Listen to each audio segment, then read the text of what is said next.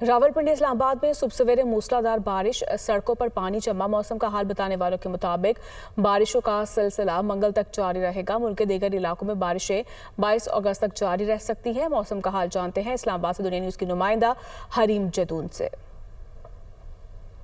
देखिए, जुड़वा शहरों में मौसम बहुत ही हसीन हो चुका है। गुज़िश्ता रात से जो बारिश का सिलसिला वक्फे से चल रहा है रावलपिंडी और इस्लामाबाद में, उसके बायस आज जो दर्जा हरारत है उसमें काफ़ी हद तक कमी देखने में नज़र आ रही है। इस वक्त 26 डिग्री सेंटीग्रेड रिकॉर्ड किया जा रहा है और मौसम इतना हसीन है कि अगर आप मेरे बैकग्राउंड में भी देख सकें तो जो बादल है यूँ लग रहा है कि ज़मीन पर उतर आए हैं। जो देखने में नज़ारा है वो बहुत ही खूबसूरत है। तो आज छुट्टी का रोज़ भी है।